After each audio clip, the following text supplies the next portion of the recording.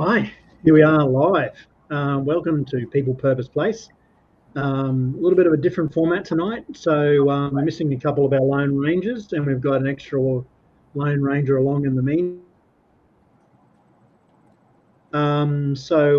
Christine can't be with us tonight, and Rowan is lucky enough to be over in Bali. But filling in, we've got Colby Finlay. How are you, CJ? Yeah, I'm doing pretty well. How are you? Pretty good, pretty good. For those who don't know, Colby is one of my sons. And our episode tonight, and the reason we thought we'd get Colby along to add a different perspective for us, is the episode tonight is what do humans want from their housing? So one of the first things that I thought about is obviously talking about what do humans want from the housing. There's various, there's what is there, 5.2 billion humans or something on the planet, and each of them has got a very different perspective on stuff. So I thought it'd be handy to see whether Colby could come and give us his perspective, primarily because of the fact that Colby's a student at university, and he's got a very unique perspective, as well as a friend group that is working through the challenges of studying while still looking at housing and what that means and how difficult or easy that might be to make happen. So thanks, Colby, for coming along. As is normally customary, what we do is we start off with a check-in question, which is primarily designed to help us get on the same page and I suppose be present to have the conversation. So this week, it's what part of a home would you think is important? It's one of those ones where I think it's going to differ based on anyone's situation, because also some people might not have a part of the home that others do. Same as if you're in a share home, you might not have a part where you class as your part of the home. But I would say in general, the one part which is probably classed as the most important would probably be the kitchen. As when you come around that, you have a lot of the areas which are connected to it. Like you walk into a standard home, the living room's right there, the dining room, and you have the elderly areas which lead off of the kitchen. And obviously you have the part of the kitchen which brings family together and bring family and friends where you can all collect around and share a meal, cook a meal, share experiences. So I'd definitely say the kitchen's probably the most important part. Yep. And I think even from some of the stuff we've done over the last couple of months in regards to studying the important parts of houses, I mean, certainly the kitchen is one of those things that we've done a fair amount of research on, and you've produced some videos on, and that goes to the hearth or the fire or whatever being the center of the home. So yeah, that makes a lot of sense. I think mine might actually be the bedroom, because to some extent back in prehistory, we may or may not have needed, we've had toilets and showers only really be a fairly modern part of a home. So those things weren't ultimately a part of what was originally housing.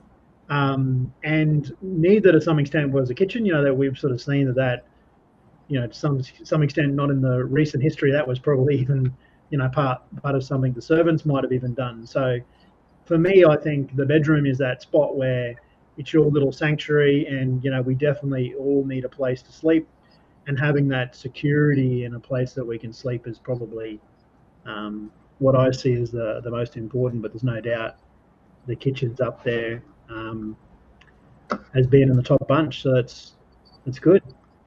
So just so we can have a bit more of an intro from yourself, what are you studying at university?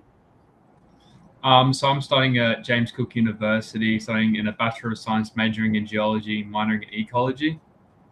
So in my second year of that, have 1 or 2 years left of study, and yeah, it's going really well. So what's the difference? What's ecology? Like, so ecology is the study of animals and their environment mainly, whereas geology is obviously the study of rocks. The way I've always been interested in is I've always been interested in the interactions that animals have always had with their environment, and geology plays a large part in environment and environmental factors.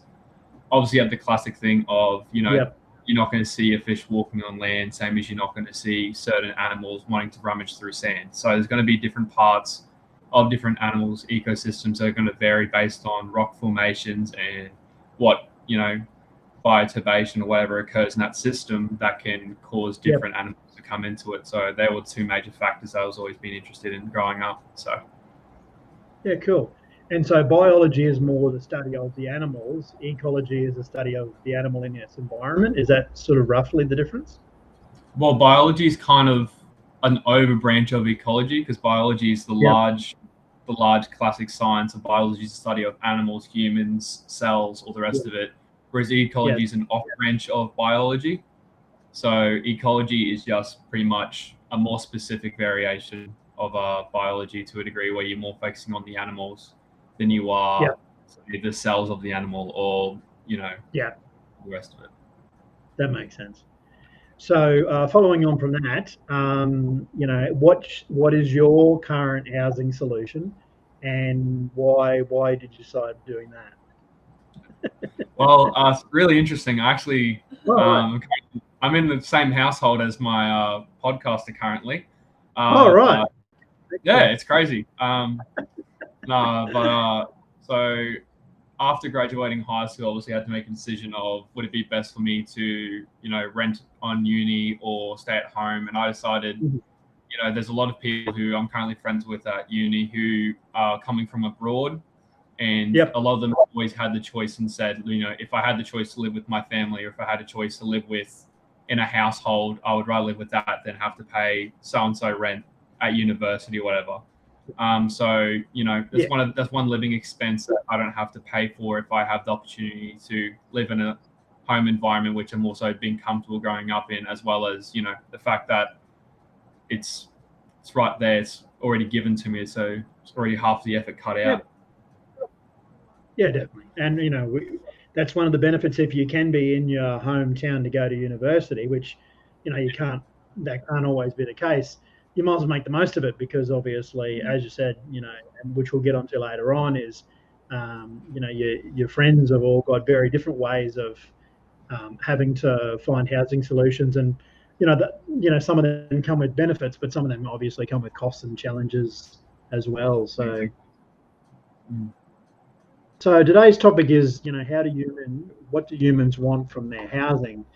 And Rowan has, lucky enough, created this topic some time ago, and I was sort of looking at it before we started the podcast, and I sort of started to break down the bits, and humans is a very wide sort of net. So I thought what we might be able to do is maybe over the next couple of weeks. I mean, you've got a unique perspective, obviously being a student, but we might even speak to lots of different humans just to see what sort of context they're living and how that impacts on what they want from their housing. I mean, obviously we're in Australia, so we'll probably narrow down to humans in Australia that have different experiences.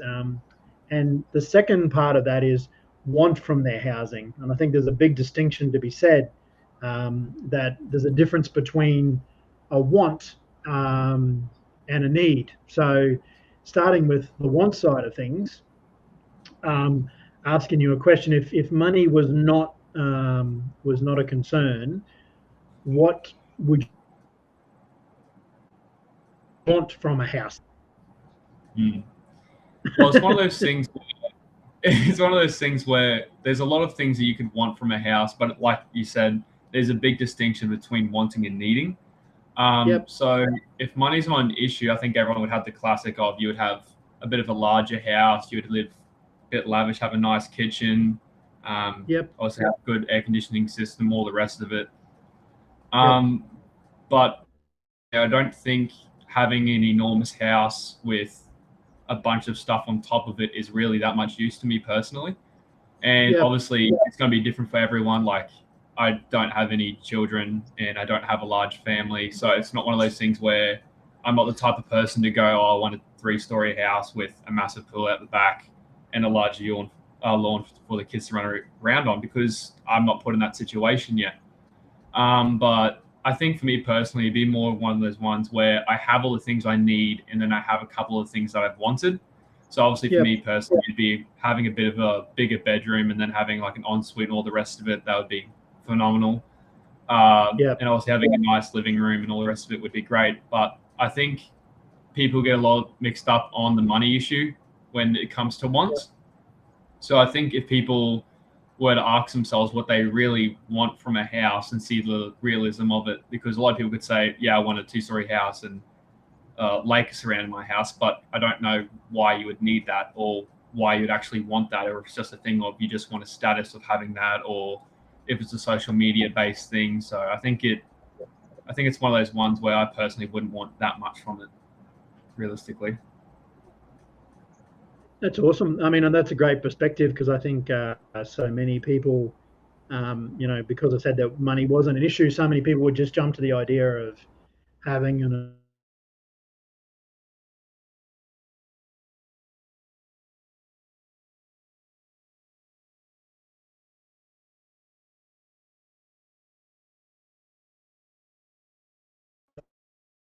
we were watching some of the documentaries on YouTube, I think it was, and it was just one of the things that I saw, which was. Well, drop out. Here we go. Okay. exactly. Did you get Devin Booker in the NBA fantasy draft? I did. Yes. Yeah. So last night we actually saw his house in Arizona, right? Too big. It's crazy. It's got a pool which is like 300 square meters, bigger than our house. And obviously some of that is because when you earn whatever it is, $35 million a year, you probably have no real filter. But after living in quite a few homes, I'm the same as yourself. I don't think those things, while they look really cool, I think at some point in time you go, hang on. So for me, I think a nice spot would be good. So if money was no issue, I think I'd have a modest house that was small, but I think I'd really like a location that was probably connected to environment. So if I could go for a fish in the backyard, that'd be a pretty good outcome. I reckon that would be probably high on my list. Or some, nice natural scenery around it or whatever. Yeah. It's like the same thing with a lot of the superstars you see around many sports. The same with Dwayne Wade, how his current house is almost over $500 million, and it literally has a lake surrounding the house. There's a full-on surround lake. Like we're not in medieval times. You don't need a trench protecting you from the peasants. I don't understand why you would really need a drawdown bridge and a large lake around it to protect you from anything. So the stuff like that, which I think is completely just over the top for no particular reason. But if those people want it and they have the money for it, like if money wasn't an issue, I can see why some people would want to just splurge for the sake of it. Yeah, and I think they're probably in groups of people who are all doing the same thing. So it's sort of a bit of a expectation that if you're an NBA star, maybe you should have, a collection of all these things. So yeah, that makes a lot of sense. Absolutely. I suppose moving on from the want side of things, what do you think would be the minimum needs from a housing point of view? If you paired it back, what do you think would be the minimum requirements of this? I think minimum requirements is one of those ones again. Like for me personally, I would think the minimum requirements you'd have a place to sleep, a place to cook your food. You'd obviously have a stable house that wouldn't be falling to bits, and you'd have some type of electronic system that would, benefit you in certain ways, like be able to have a fridge, be able to have air conditioning, oven, all the rest of it. But I think, if you go talk to someone who's lived in a third world country, their minimum, like the minimum they would need, would be completely different and very significantly. Like if you had someone who lives in a hut their whole life and the roof falls down twice a year, whatever the rest of it is, obviously that's going to be very different to what my minimum would be. So I think the minimum will vary to each person, but I think there's one of those things that people do have rights and they do have things that should be requirements. So one of those things which has been talked about throughout history is humans should have the right to have fresh water and water that isn't going to make them sick. So be able to, for me, go to the tap, turn on the tap and have water is one of those things which most people don't think about it, but is an absolute luxury to a large amount of the world. And the same thing, I can, turn on a fan if it gets too hot, or if it's hot outside, I can go grab something from the fridge. Like that's something which most people in modern day Australia or the rest of it wouldn't even think twice about. But it's one of those things that there's still people who don't have access to fresh water or have to think of, like there was in India, there was a guy going around in houses and he was cutting holes in roofs and having water bottles, plastic water bottles, cutting the top off of them and making them lights to reflect off sunlight so people could have light inside the hut during the day. So that's something that I saw a water bowl in someone's roof. I think this guy's a lunatic. Why am I in his house? Yeah. Whereas if for them, that's just, I can now see this is a luxury. Yeah. Yeah, so everything has a perspective, doesn't it? I mean, I hadn't really thought about it, but you're right. I mean, we probably take, drinkable water coming to every house as something that we sort of assume that everyone should have. But when you think about it, a lot of the world doesn't have it. But it should be something that is a bit of a, that's a necessity. And I hadn't actually, like in my list, I had actually thought, having a toilet in the bathroom, having an area to prepare food, and then having an area to sleep, with the idea that if you had more space than that, a living area makes sense. But you've said something there that makes a hell of a lot of sense, which you've mentioned the services. So, the ability to have power to your house so you can enjoy other things, the ability to have running water so it's possible that you can have something that is a necessity for life. And then also sewage and the rest of the services to your house is something we take for granted, but is super important. As you said, in medieval times, people were dying from, lack of water and, diseases which come from, not having good services. So that's a really good point. So yeah, and exactly. But that's the thing. That makes a lot of sense. Even though that was in medieval times where people were dying from build-up of sewage, not having fresh water, having to reuse water, all the rest of it, is that there's still happening today. Like there's still people who have to manage what their food is because most of the time it spoils and then, their kids die. Or there's people who have to reuse water that's been used for the whole village to wash themselves and then drink out of, and they have muddy water they have to use. Like that's something which we think about is so archaic and old and medieval in thinking. It's something that happens in today's society and it still happens to a lot of people. It's not a small margin of people. Like there's a large population of humans who we would expect to have the bare minimum of fresh water or a roof over their head or be able to cook, and they have to use a fire or leftover scrap metal or whatever the rest of it is.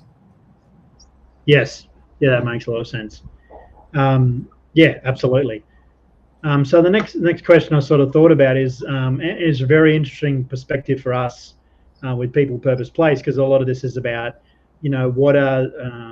what could alternative housing profiles and styles look like, and you're lucky enough to have a really good friend group who obviously a lot of them aren't from Townsville, so they're sort of forced to try and for accommodation here, by having to go to school or whatever.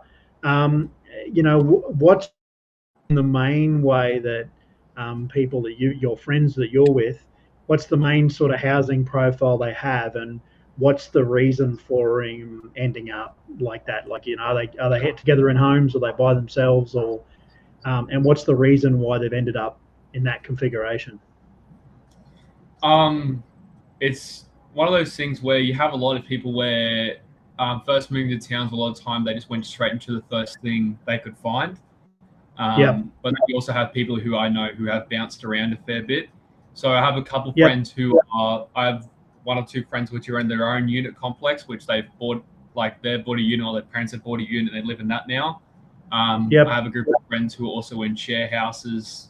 Some of them are renting houses together and all the rest of it. So there's been a wide range, but a lot of the time you can see that the main thing that's happened is they've jumped straight at the first chance, which a lot of time is university, places to live and accommodation at uni, which obviously someone who has no clue what Townsville's like, or someone who might not even know what Australia is like, it seems like a perfect opportunity to go and live right at the place you imagine your whole life will focus around.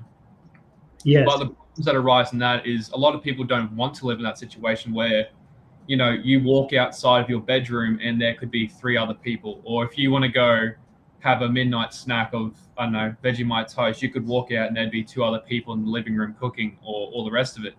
So for a lot of people, that can be a bit of a shell shock. I've seen, and there's a lot of people who have had problems with roommates or all the rest of it. But then there's the opposite side of that. We have a lot of friends who joined in rental places together, or have moved into a share home where they already have a friend in it, and it's the complete opposite comparison. So it goes from this view of, I hate having to live around these people who I have no clue who they are, to these are my friends and now I get to see them every day. Or, there's been a bunch of times where I've now met people by going to my friends' share homes, and now I'm friends with them. So it's a completely different perspective to what I first would have thought, because my first couple of friends who lived at uni were just like, this is the worst thing, I hate it, I wish I could go back home or live in an apartment. And then I have friends who are in share homes, which is slightly vary, and it's just more of an open area, and it's 10 times better of an environment. So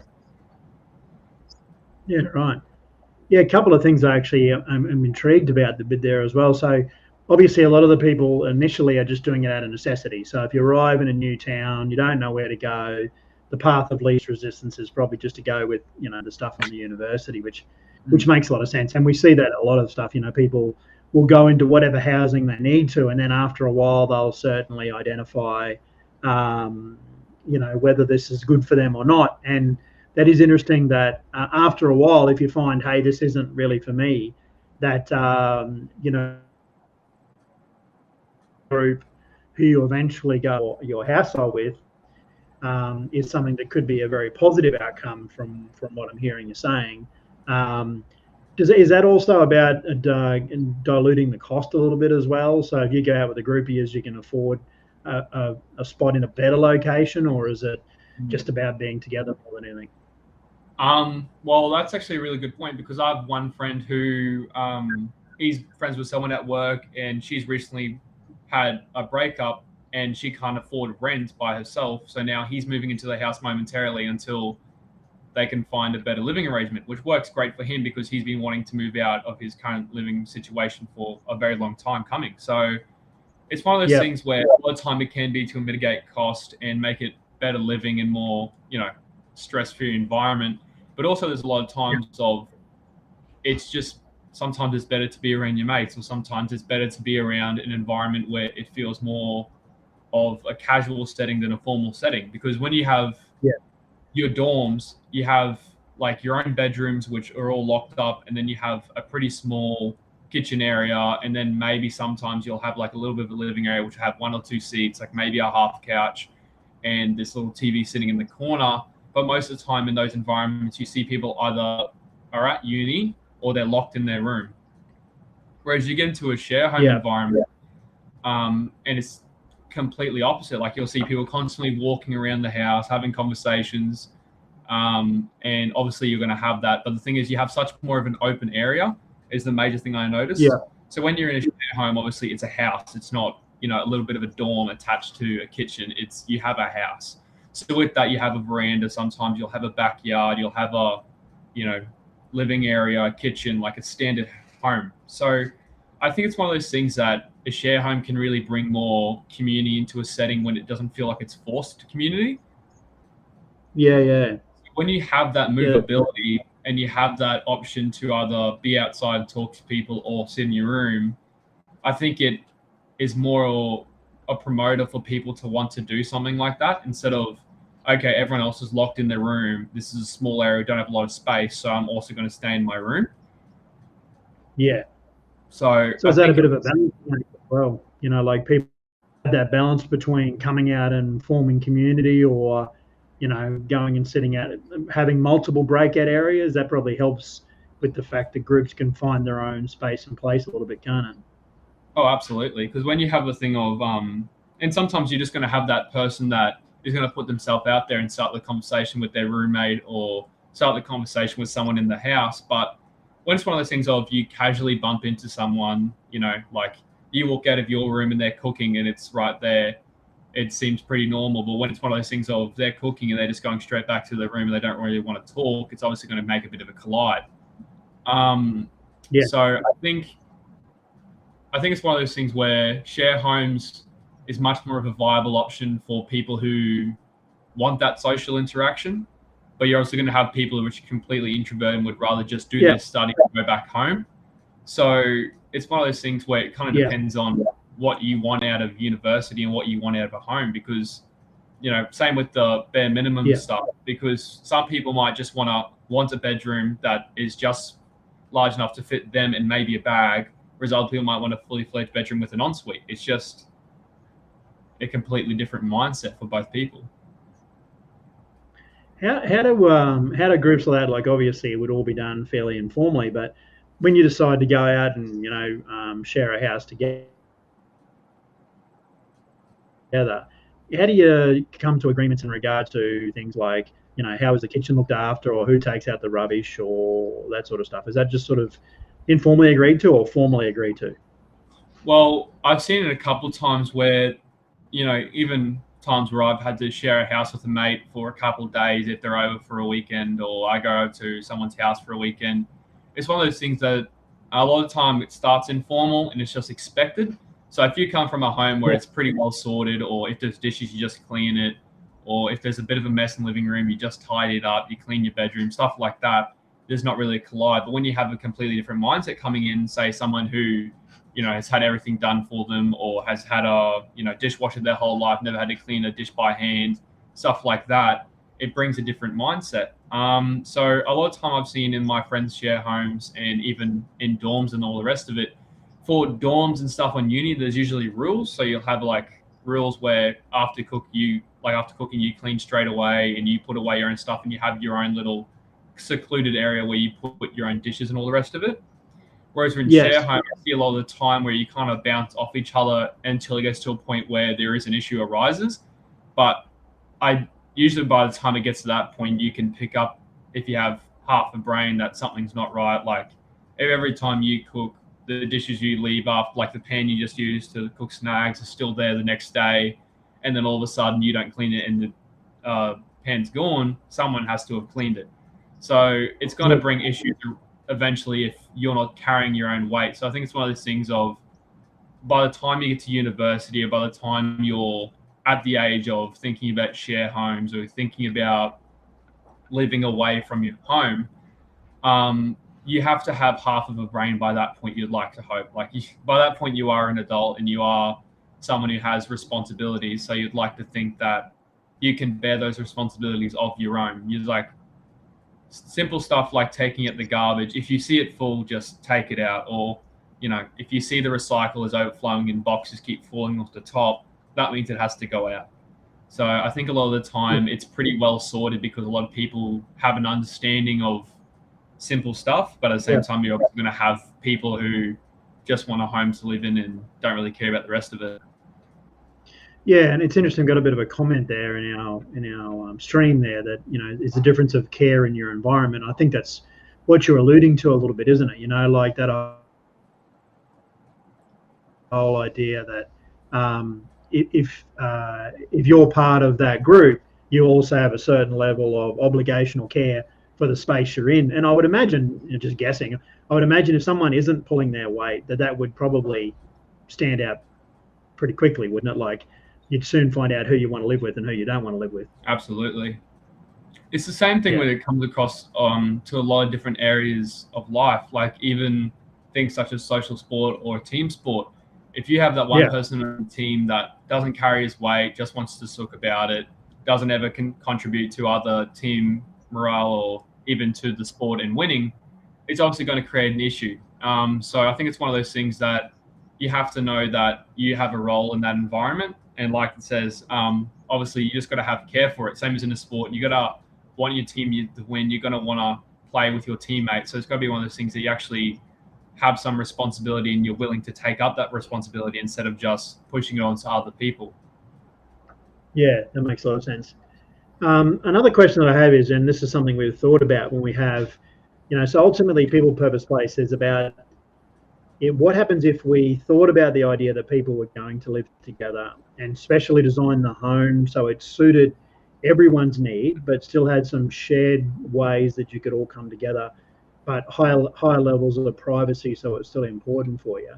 One of the things, and you've just mentioned sort of to some extent the groups, groups of people go, hey, these are my mates, and I might go and stay with them. But what happens if that changes? Like, and I know you've experienced this yourself, is what happens if a person in the house is a single and then they get into a relationship? Like, how is that dealt with inside a household? Like, is that something that's just not talked about, or is it actively discussed, or is it just implied versus explicit? Like, how does that work?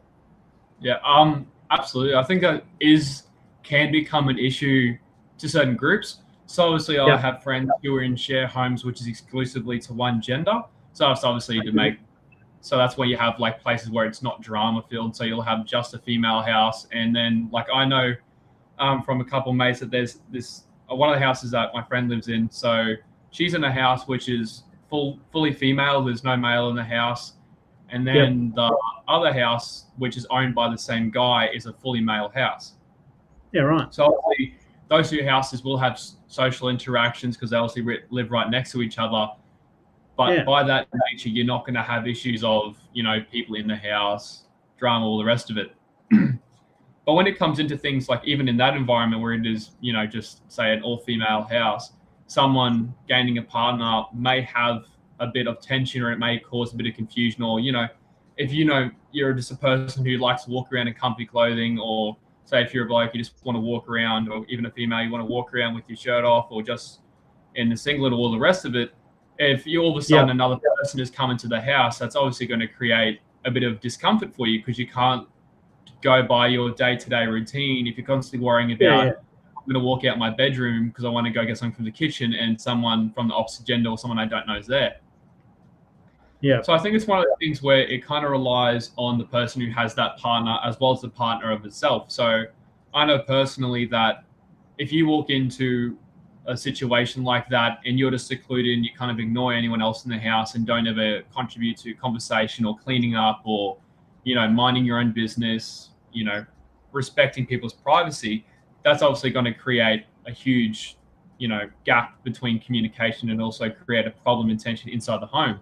But if you're, understanding the fact that, you're new to the home, this isn't your house, or, there's people who have privacy and you just take that into consideration, a problem won't arise. It's just one of those things you have to understand that not everyone is in the same mindset as you. So you might come in and go to your girlfriend's house, which is an all-girl house, and go, yep, I'm staying in her room, and then I'll come to the kitchen and cook dinner with her, and then I'll go back, all the rest of it.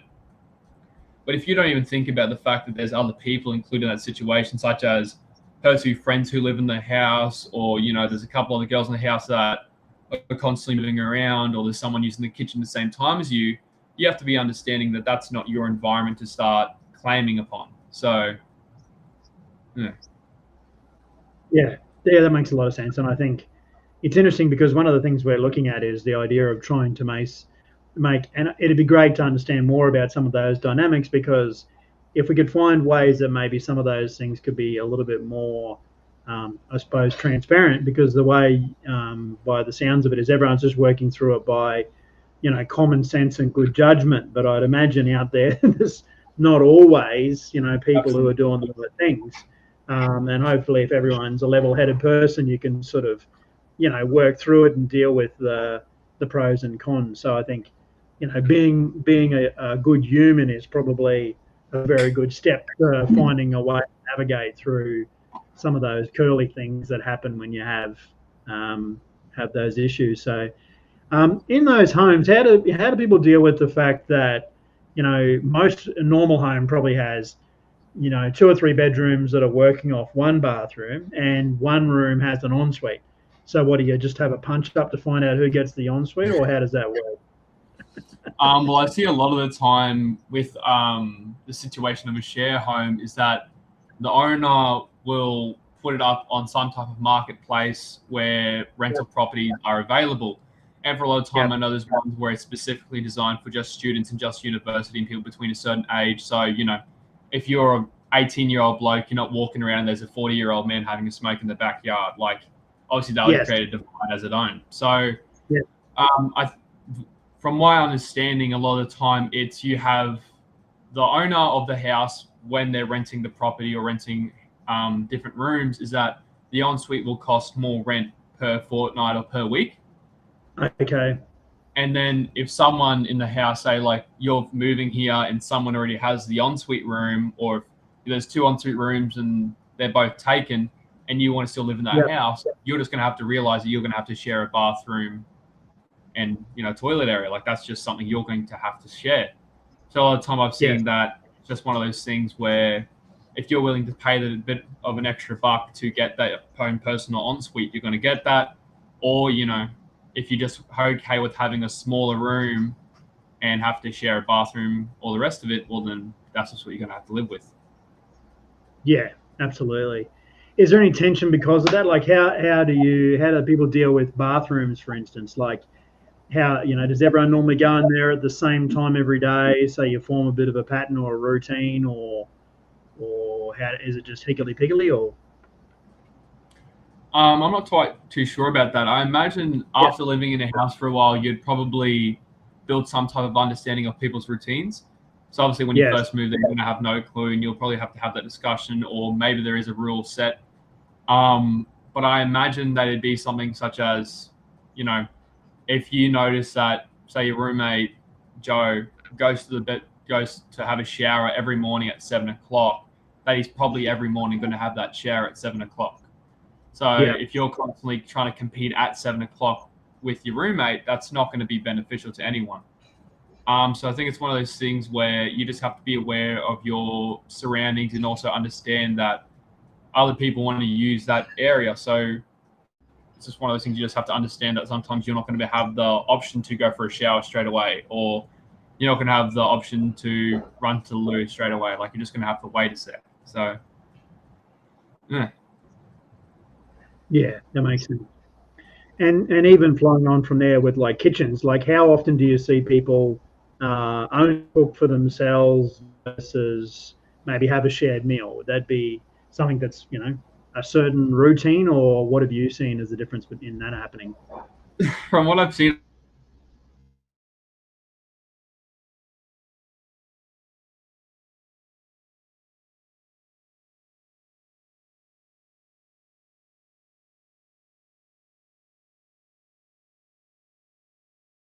have a fridge to themselves and maybe a freezer as a shared option. Okay.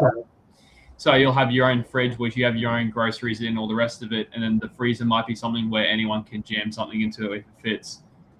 And but most of the time, I see people not really going out of their way to make a large meal for a group of people, because it's one of those things. Again, like you may get home from uni or work or basketball, whatever the rest of it is, at 6, but your friend or another roommate might get home at 10. So it's one of those things where, especially at uni, with people have such varying timetables and such varying commitments, such as work, sports, or just study, all the rest of it, of a lot of the time you don't have people cooking and eating at the same time. And when that does happen, you do sometimes have a crossover of, if you cook a bit extra, you go talk to someone and be like, hey, do you want to have some of my meal? Or hey, a bit of extra spag bowl, would you like some? But it's one of those things where if you're living away from home, you usually have your own groceries and you're going to be able to make your own meals and all the rest of it. Yeah, and I've got a comment there too that I suppose is based upon the size of the kitchen, which makes a lot of sense too. Like ultimately, if you've got room to have more of your own space, then you can put stuff in there if you're jammed in together. And obviously, as you said, it depends on the type of community. I'd imagine if you're a really close group of people, probably on the weekend when maybe the roster isn't quite as tight, it gives a bit of an opportunity to have some shared meals, or deal with that as it needs to. I wonder also from that point of view, how are people dealing, like have you seen people had to actually deal with proper conflict? Does that happen where people have had to work through, hey, you're being a dickhead, or you're doing this thing that is really pissing me off, or whatever the case? Does that happen a lot, or is that something that's normally sorted out so it doesn't escalate to that point? Or yeah, usually to the point where I've never heard either from any of my friends where it's gotten to the point of a roommate doing something so crazy, which has ended up pissing them off to the point of they need to have a word with them. A lot of the time, I think it's falls back to one of those things of just understanding your environment. But yes, usually by the time it gets to the point of if someone's constantly doing something and it's getting to the point where, say they're making a huge mess in the kitchen or they're spilling shit everywhere every single time they go into the kitchen, and you've talked to them about it, or you cleaned up a couple times and it's not being fixed and they're not changing their behavior, I've seen a lot of times where it just goes straight to the landlord's decision to make that. Because if a landlord comes down and has a conversation with that roommate and says, look, you're not pulling your weight, all the rest of it, that's definitely going to have much more of an impact than someone in your household just saying, hey, look, clean up after yourself. Like, usually you would think human decency, if you make a mess, you clean up after yourself, but there's always going to be that fair mix of people mixed. Yeah, absolutely. And on that front, like, I wonder, of the people that are they renting through normal real estate agents, or are they going through specialist organisations specifically for students? I think specifically for students, it's more of rental properties, going through certain landlords that are open up to it, because I know there's a lot of different web pages and apps and all the rest of it that are designed for just student accommodation, because that's obviously a large field of rental properties.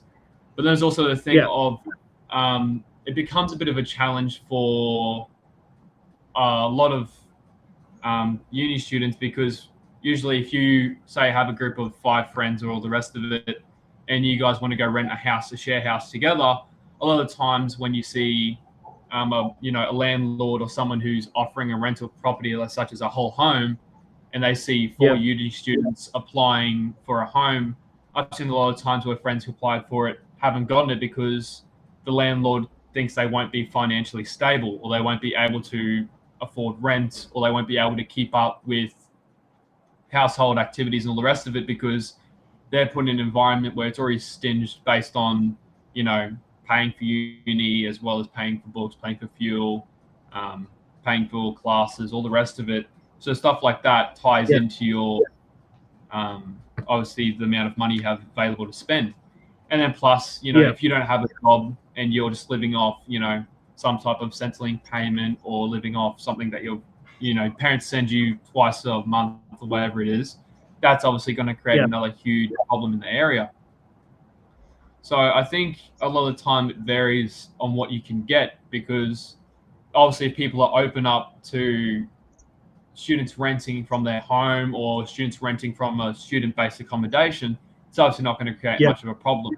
But if you, as the landlord who want to be able to have a constant income of people who are renting at your house, and you see 3 uni students, your main point of view isn't going to be, these people are going to keep up with payments and they're going to be on the ball and they're going to be able to afford this fully.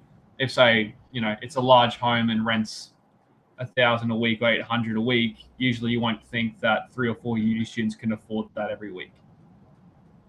Yeah, that makes a lot of sense.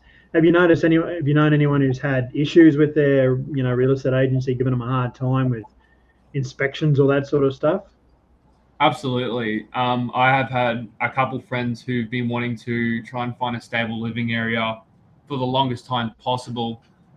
And every single time an agency or real estate place just does not want to have it, and they keep seeing uni students pop up and they just ask them what they do for a job or what their current occupation is, when they choose a university student, they just turn their back. And I have noticed that a couple of times. I have a couple of mates who are in share homes, and the thing of, the smallest things could be picked up on, and then that adds to a bit extra of rent, because I think it gets to a point where, since you're at such, most of the time, at quite a young age when it comes to student rental, that any bit of pocket change that a real estate agent or a landlord could pick from you, to them is all more the merrier. Yes, they can sort of try and take advantage of the situation to some extent, because they can. Yeah, absolutely. And flowing on from that, obviously going to university is a stressful thing at any stint, and we've seen a lot of stuff around the whole idea of mental well-being tied up with housing. So Is that, do you think if things aren't right, that having poor housing puts a lot of stress back onto particularly students? Absolutely. I think that putting yourself in an environment where it's only going to be damaging, it's only going to be add more stress to already stressful environment is going to make your Yeah, mental health go downhill. Like if you're one of those people yeah, where, like I know myself personally with anxiety, that small things can sometimes be the tipping point, and even large things yeah, may just add on top of the problem. So, if you're a yeah, university student stressed out about an exam, or you're tight on money because this week of pay did not do too well, all the rest of it, and then if you have to worry about, say, a high cost of rent, or if you go back home and you want to just cook a nice meal, but the kitchen's a wreck, like that's obviously going to impact how you're feeling based on that situation. So I do think that environments that can be stressful will obviously impact your day-to-day life and even your mental health overall. yeah, 100%. Yeah, and that's something we see quite regularly. People are having not having stable housing is on top of all the other stresses in life a massive impact for people, and that's what we're hoping. And it's great to really hear these stories and understand a bit more in depth of what students go through, both the challenges of trying to find rentals in a stressed market at the best of times, but then the individual challenges that happen there. But one thing I am impressed with is the ability for you guys to all work together, because it would seem that that environment can be quite high pressured and all that other stuff. But by the sounds of it, if you pick the right people, you can find a way to find a household arrangement that can work quite well. So one of the and to some extent we talk about this idea of creating avatars who might be able to get benefit from People Purpose Place, and we think maybe students are that one of those groups as well. So whether it be parents helping them out or investors who are maybe being socially responsible, trying to design homes specifically for the benefit of students, and maybe parents joining together to try and find a place that we can make sure that the kids going through the process, young adults and adults going through the process of learning, so they can come back and help our society. That should be an easier process than what it is now, where it seems like there's just obstacle after obstacle. So it's been awesome for you to be able to fill in the picture and provide a bit more of an understanding for us on what that can look like. So I appreciate you filling in that picture. It's fine. It's more more than welcome to explain all this stuff, and that's even links back to some of the stuff that People Purpose Place are currently working with the Gin Road project. Is obviously if you're Yes. going to put yourself in an environment where if you have a 19-year-old just fresh out of uni or fresh out of school living around a bunch of people who are 30-year-old singles who are just trying to have a nice little place in Athens Tableland, that's obviously going to create tension and that's going to create a stressful environment. So it's one of those things as well, like you said, like Yeah. students should be aiming for accommodation that's based for students or is accepted for students, like so they're not constantly competing for an area where they're not going to get anything. It's the same thing of just understanding the environment that you're in and being accepting that if you're a uni student, most 9 out of 10 times a real estate agent isn't going to just give you a house, because they're going to want a stable environment. Yeah. And there's always that thing where there's things that you're openly aware of, biases, as well as you're not openly aware of certain biases. So if you're going to have pre-assumptions regardless of who you are, same thing of you're going to make assumptions the first time you see anyone. So as a landlord, if you hear a student, you're not going to think financially stable. Yeah, so it's not like they're actively out there doing the wrong thing, but you would imagine, without really knowing the full picture, that it's easier for them to say, okay, well, we know that students probably aren't going to have as much money as two people are fully employed. So as much you can understand that their biases sometimes can just drive. So that's where, if we look at housing specifically for students, then it gives it changes the bias, because it's there for that absolute reason rather than another reason that's being repurposed or fighting for other accommodation as it stands. So Absolutely. That's really been good. So I think we really covered, the bulk of what we needed to cover, because ultimately it really was getting your perspective and your friends' perspectives, or your experience of their perspective, what student accommodation or sharing at groups can be. So that's been incredibly helpful. Did you have any other thoughts before we sign off? I think my final thoughts are pretty much that whoever's listened to this, or to the people who are thinking about housing or share homes, is just to be aware of your environment. So if you're going into an environment where you know that it's either not going to be beneficial to you mentally, or it's not going to be one where you're going to feel socially accepted, obviously that's not going to be an environment where you should put yourself in. But for those people who are willing to take risk and willing to, experience new things and have an open mind for stuff like such as Gin Road and further projects, obviously that's going to be something that's going to be more of a beneficial environment for you. So I think being aware of your surroundings and being aware of even the people you share your home with is a good mindset to go into.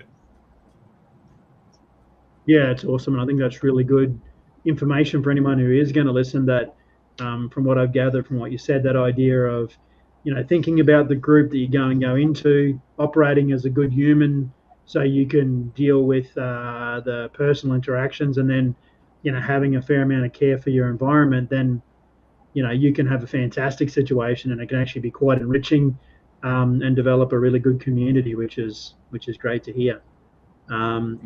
Appreciate that. So I think that might be where we can stop for tonight, and I appreciate you taking the time. And we'll catch up again next week in a different role. And thanks everyone for joining in. Thanks, CJ. No worries.